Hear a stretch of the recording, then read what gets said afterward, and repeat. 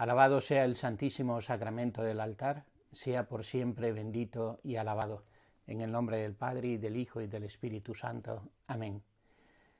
En el día en que estamos pidiendo al Señor que aumente en nosotros el deseo del cielo, mediante la meditación de las postrimerías, las realidades últimas, viene de forma espontánea a la mente un título con el que la tradición cristiana se ha referido al sacramento de la Eucaristía.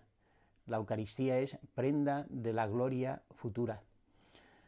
Pignus future gloriae.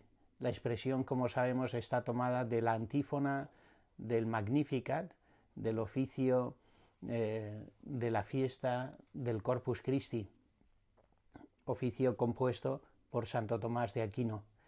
Y ahí Santo Tomás realiza una síntesis del misterio eucarístico, destacando los aspectos que a propósito de la Eucaristía es importante siempre subrayar. El himno lo conocemos, O Sacrum Convivium, así cantamos, O Sagrado Banquete en que Cristo es tomado, comido. Se hace recuerdo de su pasión, el alma se llena de gracia y se nos da la prenda de la gloria futura. Con estas palabras, Santo Tomás en realidad no hacía más que recoger una enseñanza que arranca del mismo Jesucristo. Cuando en el discurso de Cafarnaúm, después de haber multiplicado los panes y los peces, se presenta a sí mismo como pan vivo bajado del cielo, nos promete que comiendo de este alimento que es Él, tendremos ya en el presente vida eterna y en el futuro recibiremos el don de la resurrección. El que come mi carne tiene vida eterna y yo lo resucitaré en el último día. Atendiendo a estas palabras de Cristo, la Iglesia ha comprendido cómo cuando el Señor se nos da convertido en alimento, por esto el arranque del himno de Santo Tomás es O Sagrado Banquete, participamos ya en el presente de la vida eterna que un día se nos dará sin velos y tenemos la garantía de nuestra propia resurrección, a imagen de la resurrección de Cristo. Decir entonces que la Eucaristía es prenda de la gloria futura significa reconocer que en el sacramento del altar se nos da un anticipo de la vida del cielo. Se nos da además la garantía de que la promesa del Señor es cierta. Podemos gustar anticipadamente la vida del cielo, podemos empezar a vivir la vida que no conoce el límite del tiempo mediante el don de la gracia y la entrega que Cristo mismo hace de sí en la Eucaristía. Pues esto es lo que me gustaría proponer en esta plática, brevemente recordando algunos aspectos. Me gustaría en concreto pues desarrollar pues hasta 5 afirmaciones. Una primera, la promesa de Cristo: el que me come tiene vida eterna.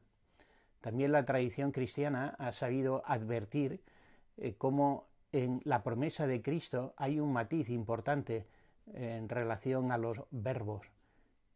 Mientras que de la vida eterna se habla en presente, acoger a Cristo en nuestra vida implica ya empezar a vivir la vida que no conoce el límite del tiempo. De la resurrección se habla en términos futuros: yo lo resucitaré en el último día. Participar de la Eucaristía es la manera más eminente, más elevada de recibir a Cristo, autor de toda gracia. Por eso Santo Tomás utiliza también una expresión que explica una afirmación universal que tenemos tanto en autores de Oriente como de Occidente. La Eucaristía es el sacramento de los sacramentos. Con esta afirmación se nos quiere indicar dentro de la realidad sacramental un plus de grandeza a propósito del sacramento eucarístico. Y Santo Tomás explica por qué es el sacramento de los sacramentos y nos dice, porque si en todos los sacramentos se nos comunica la gracia, en la Eucaristía se nos da el mismo autor de la gracia. Recibir la vida eterna es tener a Cristo viviendo en nosotros, de tal manera que mediante la participación en la Eucaristía, la comunión, estamos ya recibiendo lo que Cristo nos ha prometido. El que me coma vivirá por mí. Vida eterna es la vida de Cristo, la que Él comparte con el Padre y el Espíritu Santo, regalada ya a nosotros. Por eso recordaba, para entrar en el misterio trinitario no hay puerta más segura que la que Cristo mismo nos abre cuando nos invita a unirnos a Él en su entrega al Padre, lo que se actualiza en el sacrificio eucarístico, de la Eucaristía a la Trinidad. Una segunda parte tiene la afirmación de Jesucristo en el discurso de Cafarnaúm, y es la segunda idea a transmitir. Yo lo resucitaré en el último día. La resurrección se refiere siempre a un acontecimiento futuro.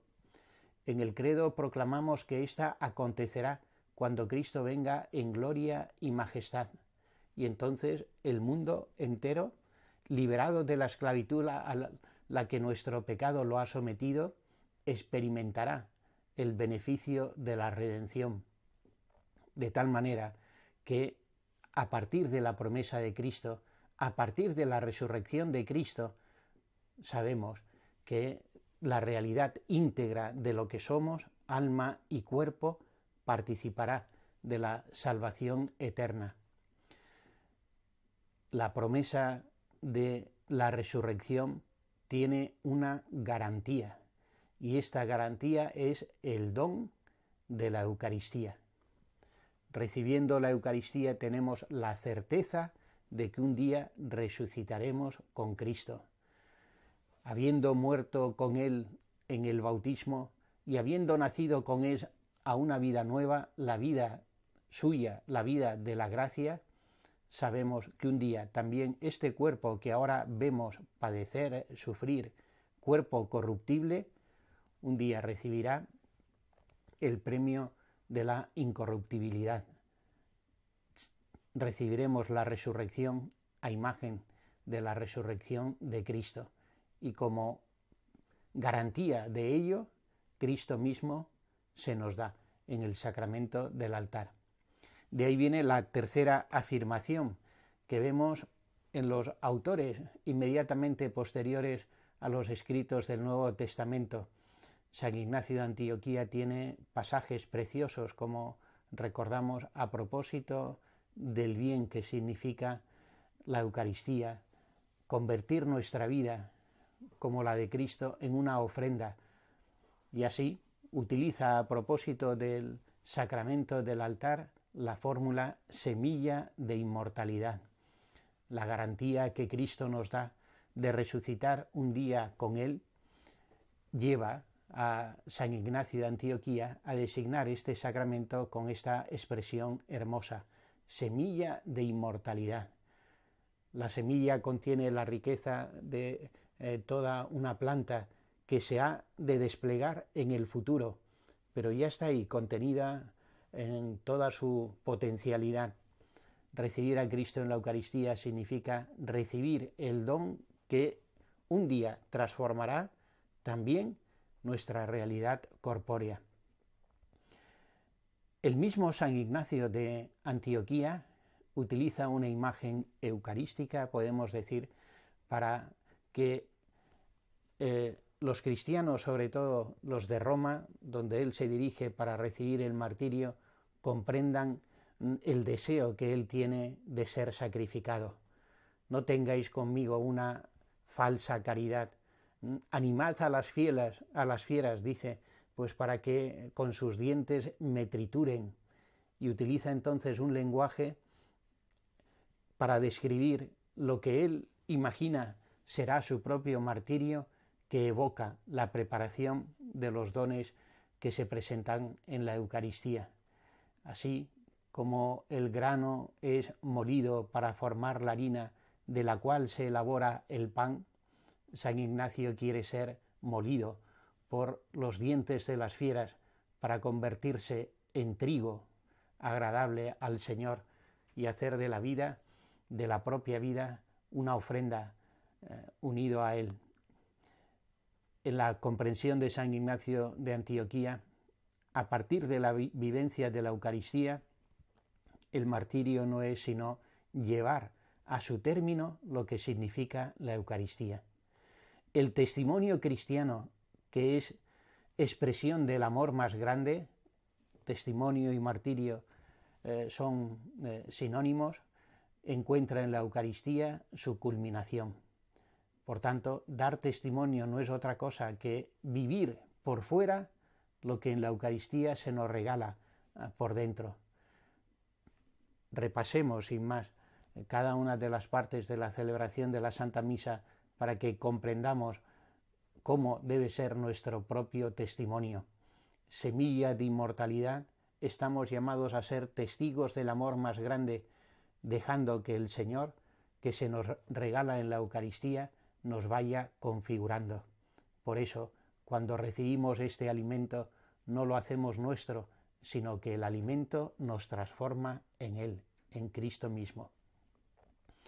El cuarto aspecto, que ya nos ha aparecido en pláticas anteriores, tiene que ver con el alcance de la promesa de Cristo.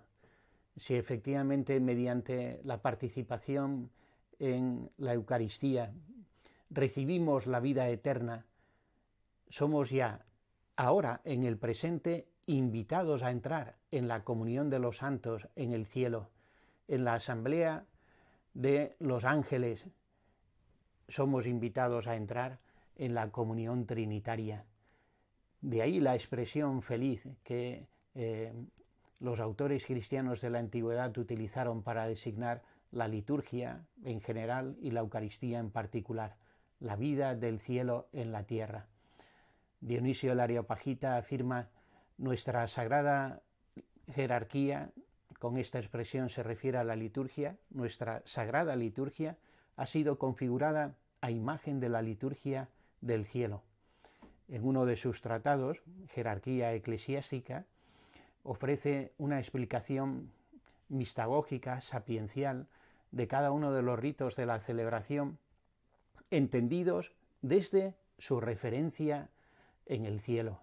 Si nuestra sagrada liturgia se ha configurado a imagen de la liturgia celeste, hemos de poner los ojos en el cielo para llegar a comprender lo que hacemos aquí, cumpliendo el mandato de Cristo en la tierra hasta que Él vuelva. El cuidado de la liturgia nos hace gustar anticipadamente la vida del cielo. Esto es efectivamente un ejercicio de fe en el que también se enardece nuestra esperanza y se ensancha nuestro corazón para recibir amor sin límite. Por último, cuando recibimos la Eucaristía, estamos ya experimentando cómo el mundo es transformado por Cristo. Es otra realidad comentada a lo largo de la historia de la Iglesia como un efecto de la Eucaristía. En la Eucaristía vemos anticiparse lo que se promete acontecerá al final de los tiempos, la nueva creación. Y así, de elementos tomados de la creación, el pan y el vino, por las palabras de Cristo y la invocación del Espíritu Santo, se convierten en su cuerpo y en su sangre. En Cristo encontramos los cielos nuevos y la tierra nueva, realizados conforme a Él. Y esto, que se desplegará y acontecerá cuando venga en gloria y majestad al final de los tiempos, se va ahora realizando cada vez que participamos en la Eucaristía. La Eucaristía nos desvela así el sentido último de las realidades creadas. Todo cuanto ha sido creado por Él y para Él, es decir, para que todo en la creación esté sometido a Cristo y Cristo lo ponga a los pies del Padre y Dios sea todo en todo, según la expresión formidable de San Pablo en la primera carta a los Corintios. Se trata entonces de pedir al Señor que cuando nos acercamos a la celebración eucarística, aumentando en nosotros el deseo del cielo, ensanche también nuestra mirada, para que, más allá de lo que captamos con los sentidos, seamos llevados a la contemplación de los misterios que nos aguardan y que ahora, bajo el velo del sacramento, se nos regalan verdaderamente. El que come mi carne y bebe mi sangre tiene vida eterna y yo lo resucitaré en el último día.